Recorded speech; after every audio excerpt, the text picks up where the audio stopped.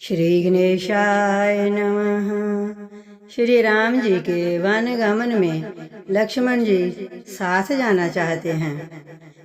ये राम जी ने जाना तो कहा, हे भाई, जाकर माता से विदा मांग लो और जल्दी वन को चलो। रघुकुल में श्रेष्ठ श्री राम की वाणी सुनकर लक्ष्मण जी आनंदित हो गए। बड़ी हानि दूर हो गई, बड़ा लाभ हुआ। वे हर्षित हृदय से माता सुमित्रा जी के पास आए, जैसे अंधा फिर से नेत्र पा गया हो।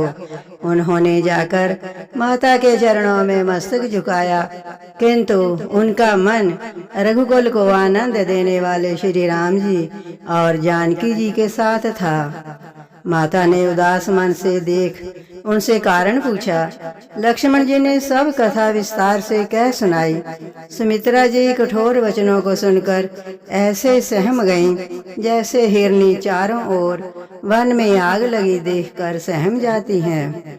लक्ष्मण ने देखा कि आज अनर्थ हुआ, ये स्नेहवश काम बिगाड़ देंगी, इसलिए वे विदा मांगते हुए डर के मारे सकुचाते हैं कि हे विधाता, माता साथ जाने को कहेंगी या नहीं।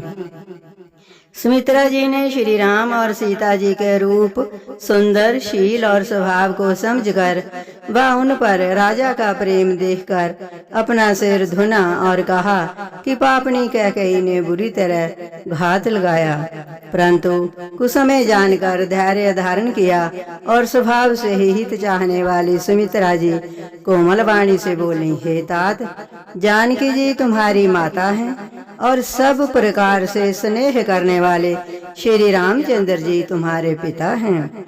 जहाँ श्री राम जी का निवास हो वहीं अयोध्या है, जहाँ सूर्य का प्रकाश हो वहीं दिन है। यदि निश्चय ही सीताराम वन को जाते हैं तो अयोध्या में तुम्हारा कुछ भी काम नहीं है। गुरु, पिता, माता, भाई, देवता और स्वामी, इन सब की सेवा प्राण के समान करनी चाहिए। फिर श्री रामचंद्र जी तो प्राणों के भी प्रिय हैं, हृदय के भी जीवन हैं और सभी के स्वार्थ रहित सखा हैं। जगत में जहाँ तक पूजनीय और परम प्रिय लोग हैं, वे सब राम जी के नाते से ही मानने योग्य हैं। हृदय में ऐसा जानकर हे तात, उनके साथ बन जाओ और संसार में जीने का लाभ उठाओ। मैं बलिहारी जाती हूँ, हे पुत्र, मेरे समेत तुम बड़े ही सौभाग्य के पात्र हुए, जो तुम्हारे चित्त ने छल छोड़कर श्री राम के चरणों में स्थान प्राप्त किया है। संसार में वही युवती स्त्री पुत्रवती है जिसका पुत्र श्री रघुनाथ जी का भक्त हो, नहीं तो जो राम से विमुख पुत्र से अपना हित जानती है वह तो बांझ ही अच्छी। पशु की भांति उसका पुत्र प्रसव करना व्यर्थ ही है। तुम्हारे ही भाग्य से श्री राम जी वन को जा रहे हैं, हे तात, दूसरा कोई कारण नहीं है। संपूर्ण पुण्यों का सबसे फल यही है कि श्री सीताराम जी के चरणों में स्वाभाविक प्रेम हो। राग, द्वेष, ईर्ष्या, मद और मोह, इनके वश स्वप्न में भी मत होना। सब प्रकार के विकारों का त्याग कर मन, वचन और कर्म से श्री सीताराम जी की सेवा करना।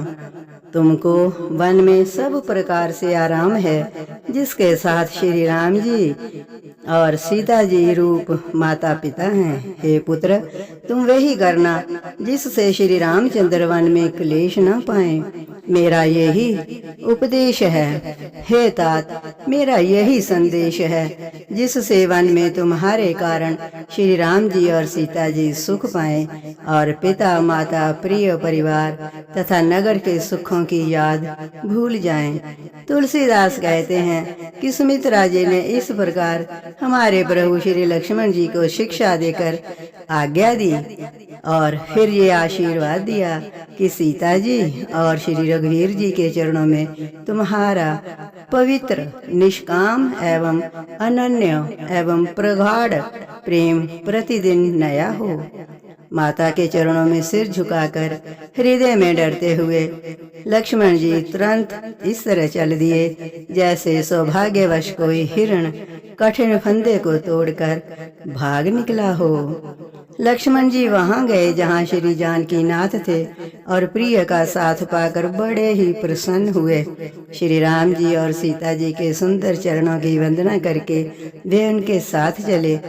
जय श्री राम।